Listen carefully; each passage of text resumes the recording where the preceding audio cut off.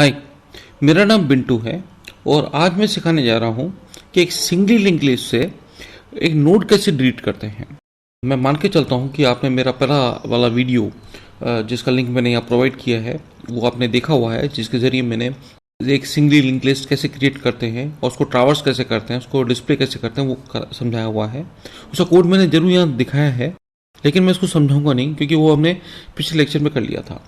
इस लेक्चर में सिर्फ फोकस करूंगा मैं कि कैसे एक नोड को डिलीट किया जा सकता है सिंगली लिंक लिस्ट से।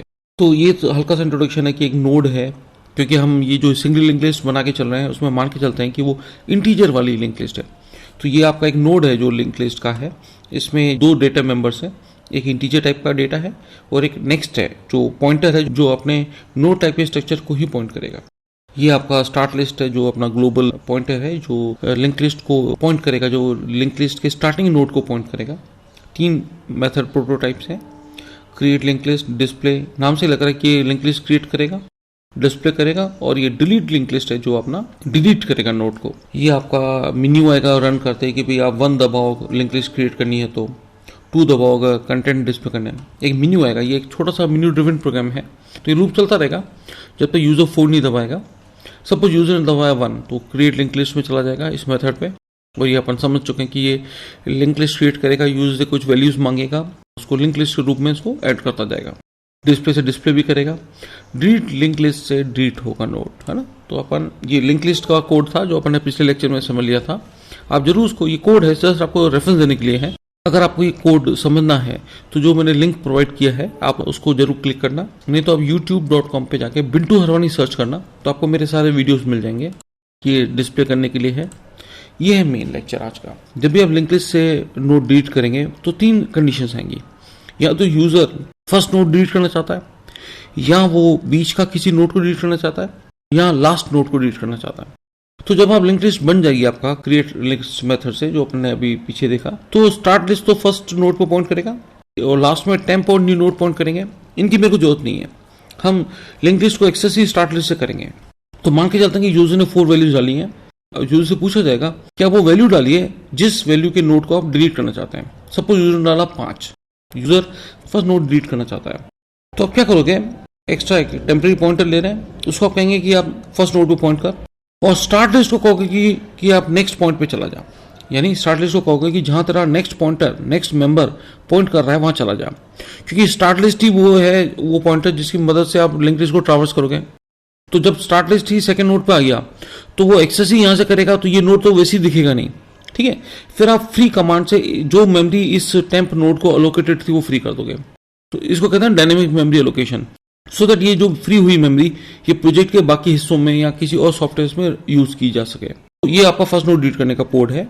आपने यूजर बोला कौन सी वैल्यू डिलीट करना चाहते हैं, वो आपने इंटीजर वेरिएबल में डाल दिया टू डिलीट में। सपोज यूजर ने डाला 5, वो इसमें चला गया।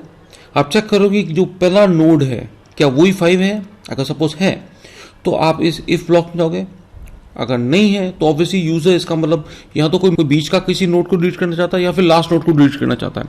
सपोज फर्स्ट नोड ही डिलीट करना चाहता है तो इस इफ ब्लॉक में जाएंगे, टेम्प एक एक्स्ट्रा पॉइंटर लिया जिसको कह रहे हैं कि किस पे पॉइंट कर, स्टार्ट लिस्ट पे, ये आ गया।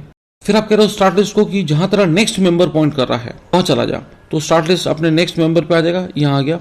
फिर आपने फ्री कर दिया टेम्प 1 नोड को, यानी जितनी मेमोरी एलोकेटेड थी टेम्प नोड को वो वाली मेमोरी फ्री हो जाएगी और स्क्रीन पे एक मैसेज आ जाएगा नोड इज डिलीटेड। इस इफ ब्लॉक में तब नहीं जाएगा कंट्रोल जब यूजर कोई ऐसी वैल्यू डालता है जो वो बीच वाली या लास्ट वाली वैल्यू डिलीट करना चाहता है। तो मान लेते हैं यूजर डालता है 8 कि मेरे को 8 वैल्यू डिलीट करनी है, तो आप 2 पॉइंटर्स की मदद लेंगे। टेम्प को बोलेंगे कि तू स्टार्ट लिस्ट पे पॉइंट कर, टेम्प को बोलेंगे कि तू स्टार्ट लिस्ट के नेक्स्ट पॉइंटर को पॉइंट कर, ये रहा टेम्प 2। और जब तक टेम्प 2 नल नहीं होता तब तक ये लूप चलो, क्योंकि देखो हमें ये भी नहीं पता यूजर ऐसी वैल्यू डाल दे जो लिंक लिस्ट में हुई नहीं, तो टेम्प 2 नल पे आ जाता है, तो कम से कम हम ये मैसेज तो डिस्प्ले कर देंगे कि भाई वैल्यू जो आप डिलीट करना चाहते हो वो है ही नहीं लिंक लिस्ट में, ठीक है ना। तो टेम्प 2 जब तक नल नहीं होगा तब तक ये लूप चलेगा। आप चेक कर रहे हो कि टेम्प 2 कहीं वही डेटा तो नहीं है जो यूजर डिलीट करना चाहता है, कहीं ये वही तो नोड नहीं है। टेम्प 1 तो चेक करने की होती नहीं है क्योंकि फर्स्ट वाला तो अपने चेक कर ही लिया इफ ब्लॉक में, तो इधर आएगा क्या ये वो है जो इसको यूजर डिलीट करना चाहता है। सपोज नहीं, तो कंट्रोल यहाँ आएगा क्योंकि हम तो 8 डिलीट करना चाहते हैं। तो क्या होगा, हम टेम्प 1 और टेम्प 2 पॉइंटर्स को आगे बढ़ाएंगे। यानी टेम्प 2 अपने नेक्स्ट मेंबर में चला जाएगा और टेम्प 1 अपने नेक्स्ट मेंबर में चला जाएगा। ऐसे ये ऐसा क्यों कर रहे हैं? क्योंकि हमको डिलीट करने के लिए एक आगे एक पीछे पॉइंटर चाहिए। इस कोड को देखिए, टेम्प 1 को बोला जा रहा है कि जहां टेम्प 2 पॉइंट कर रहा है वहां आ जा, तो टेम्प 1 को बोला जा रहा है जहां टेम्प 2 पॉइंट कर रहा है वहां आ जा, और टेम्प 2 को बोला जा रहा है कि जहां तेरा नेक्स्ट मेंबर पॉइंट कर रहा है वहां चला जा, तो टेम्प 2 अपने नेक्स्ट पे आ जाएगा। चेक करने गया वापस लूप, टेम्प 2 नल नहीं हुआ है, बिल्कुल नहीं हुआ है। क्या टेम्प 2 का डेटा वही है यूजर डिलीट करना चाहता है? तो टेम्प 2 का डेटा बिल्कुल वही है। तो क्या कर रहे हो आप? इधर देखो, आप कह रहे हो टेम्प 1 का जो नेक्स्ट मेंबर है वहां पॉइंट करे जहां टेम्प 2 का नेक्स्ट मेंबर पॉइंट कर रहा है। ये देखो, जहां टेम्प 2 का नेक्स्ट मेंबर पॉइंट कर रहा है वहां टेम्प 1 का नेक्स्ट मेंबर को पॉइंट करो। तो ये आपका टेम्प 1 का नेक्स्ट मेंबर, टेम्प 2 का नेक्स्ट मेंबर जहां पॉइंट कर रहा है वहां पॉइंट करेगा। ये बाईपास हो गया, देख रहे हैं आप। तो ट्रावर्सल में कभी ये पॉइंटर, ये नोड एक्सेस ही नहीं होगा। फिर आपने टेम्प 2 फ्री कर दिया। फ्री कर दिया यानी आपने जितनी मेमोरी एलोकेटेड हुई है टेम्प 2 नोड को वो फ्री कर दी। तो ये मेमोरी फिर यूज हो जाएगी किसी और काम में, प्रोजेक्ट के किसी और हिस्से में। स्क्रीन में मैसेज आएगा नोड इज डिलीटेड, और ब्रेक करके आप व्हाइल लूप से बाहर आ गए, कोई काम हो गया आप तो, ठीक है ना। तीसरा फेज मैंने क्या बताया आपको, वो होगा जिसमें यूजर लास्ट नोड डिलीट करना चाहता है। लास्ट नोड को डिलीट करने का प्रोसीजर ये है, टेम्प 1 टेम्प 2 आगे बढ़ते जाएंगे एक एक करके। हमेशा ध्यान रखना टेम्प 1 पीछे पॉइंट करता रहेगा टेम्प 2 को, क्योंकि इसी के जरिए आप बाईपास करोगे किसी नोड को जिसको डिलीट करना है। अब मान लीजिए टेम्प 2 वहां पहुंच गए जिसको उड़ाना है, जिसको डिलीट करना है, तो आप वही कमांड वही यूज करोगे। आपको अगर टेम्प 1 पॉइंटर का नेक्स्ट मेंबर वहां पॉइंट करे जहां टेम्प 2 का नेक्स्ट मेंबर पॉइंट कर रहा है, यानी नल पे, और फ्री कर दो टेम्प 2 को। टेक्निक वही है, लेकिन बस हमको पता होना चाहिए कि यूजर 3 तरीके से किसी भी वैल्यू को डिलीट कर सकता है। इस प्रोग्राम को एक बार रन करके देखते हैं। मैं इस प्रोग्राम को यूनिक्स पे रन करूंगा, और यूनिक्स के लिए मैं किगविन सॉफ्टवेयर पैकेज यूज कर रहा हूँ। किगविन वो सॉफ्टवेयर पैकेज है जो आपको विंडोज में ही यूनिक्स एनवायरनमेंट देता है। मैंने जो प्रोग्राम अभी दिखाया वो ऐसे टाइप किया हुआ था, पहले लिंक लिस्ट में टाइप कर रखा है, उसको मैं कंपाइल कर रहा हूँ। मैं जीसीसी कंपाइलर यूज कर रहा हूँ कंपाइल करने के लिए। कोई मैसेज नहीं, यानी कंपाइल हो गया, कोई एरर नहीं। अब मैं रन कर रहा हूँ। मेन्यू दे दिया, फिर क्रिएट करना है, डिलीट करना है, क्या करना है, तो मैंने कहा यहाँ पहले क्रिएट कर लेते हैं।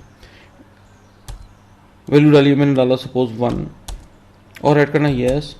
दूसरी वैल्यू मान लीजिए डाला 2, और ऐड करना यस 3, यस 4, नो। अब मैं डिस्प्ले करके देखता हूँ कि मेरा लिंक लिस्ट क्रिएट हो गया क्या। 2 किया, ये अपने फर्स्ट लेक्चर में समझ लिया था, ये डिस्प्ले कर दिया। अब मैं डिलीट कर रहा हूँ, मैंने कहा 3, कौन सी डिलीट करनी है, मैंने कहा 2। नोड इज डिलीट में से आ गया, 2 दबा के देखते हैं कि भाई लिस्ट में वाकई डिलीट हो गया क्या। देखो 1 3 4, यानी वो वैल्यू 2 डिलीट हो गई। फर्स्ट नोड डिलीट करके देखते हैं, तो मैंने कहा था 3 ऑप्शन डाला, कौन सा नोड डिलीट करना है, मैंने कहा वैल्यू 1 वाला। नोड इज डिलीटेड मैसेज आ गया है, ये देखिए नोड डिलीटेड मैसेज आ गया। अब मैंने कहा लिस्ट दिखाओ, तो मेरे ऑप्शंस आने चाहिए, कौन से नोट्स आने चाहिए, 3 और 4, ये देखिए। मैं कहा चल लास्ट भी उड़ा के देखते हैं, 3 दबाया, कौन सा डिलीट करना, मैंने कहा 4, नोड इज डिलीटेड है ना। अब लिस्ट करके देखते हैं, ओनली 3, 4 दबा के क्विट आ गया। यानी ये प्रोग्राम बिल्कुल सही चल रहा है। अगर आपको कोई भी दिक्कत आती है आप मेरे मेल कर सकते हैं, आपको कोडिंग चाहिए तो भी आप मेरे को मेल कर सकते हैं। मेरे और वीडियोस देखने के लिए आप मेरे चैनल पे जाएं, बिंटू हरवानी सर्च करें यूट्यूब पे, आपको मेरे सारे वीडियोस दिख जाएंगे। और सब्सक्राइब जरूर करिए, कमेंट्स जरूर लिखें, आप मेरे को गाइड करिए कि आपको कोई दिक्कत तो नहीं आ रही, समझ में आ रहा है कोड, कौन से और वीडियो बनाऊँ वो मेरे को गाइड करें। Thank you so much, have a nice day.